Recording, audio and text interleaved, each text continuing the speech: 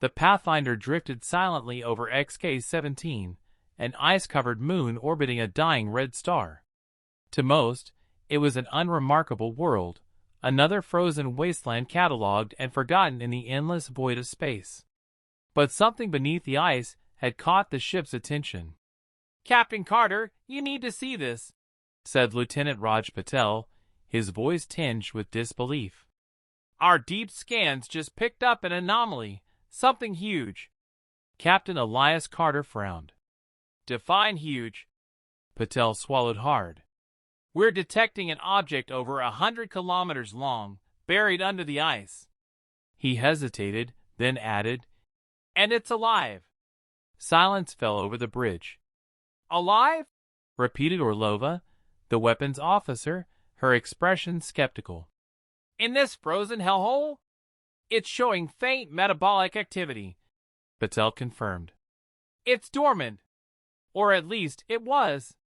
Carter's gut twisted. No known species, human or alien, had a natural lifespan that could survive deep freeze for millions of years. "Sir," Patel continued, adjusting the scanner readings, "it's not a natural life form. Its structure, it's organic, but also engineered." Carter's frown deepened. "Engineered by who?" "I don't know," Patel admitted. "But whatever it is, it's waking up." The bridge crew tensed. "How do we know?" Carter asked. Patel pointed to the live seismic readings. "Because the ice is cracking." Part 2. The Awakening. A deep, thunderous boom resonated through the moon's crust. The ice fissured, splitting apart like fragile glass. Then, the ground moved. A massive clawed limb punched through the surface, sending frozen debris flying into space. A second followed.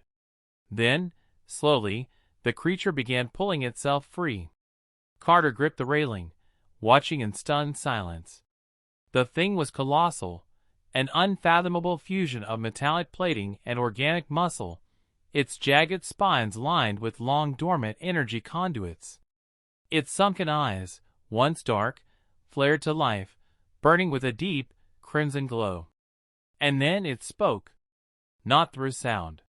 Not through radio waves. Directly into their minds. "You are not the enemy." A pause.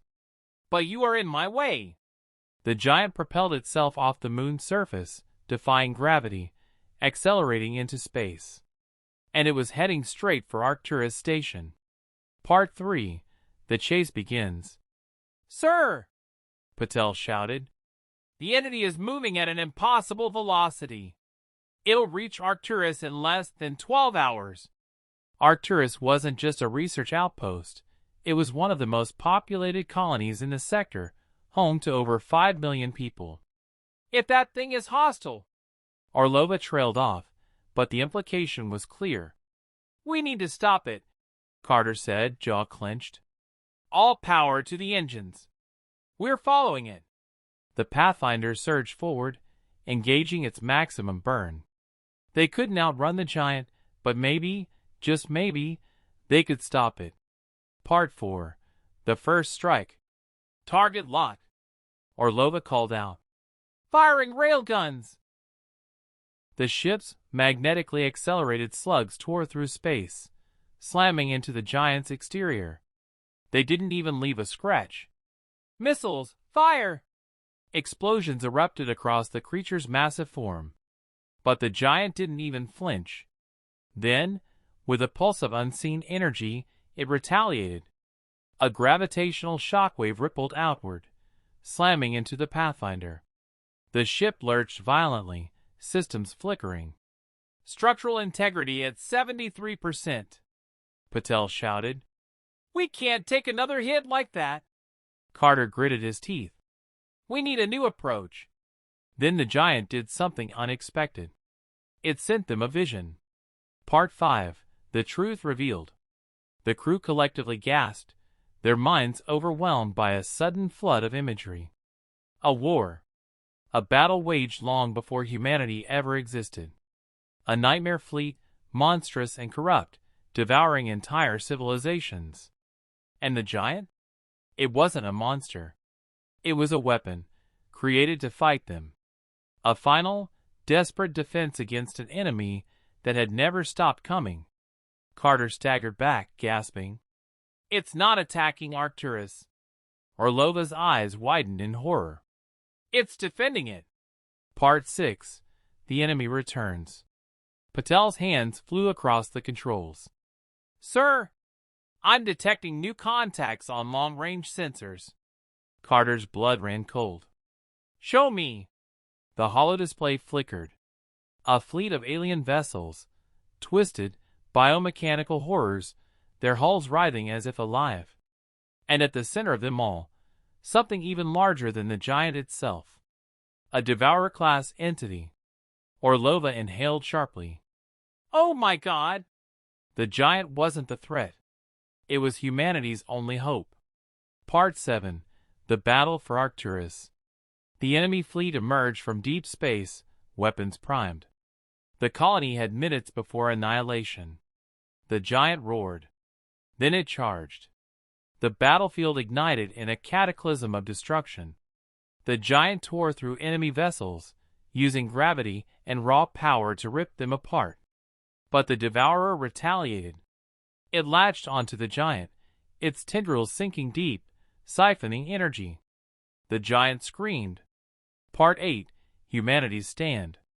We can't let it fight alone, Carter said. All ships, engage! Human warships rained fire down upon the Devourer, disrupting its hold.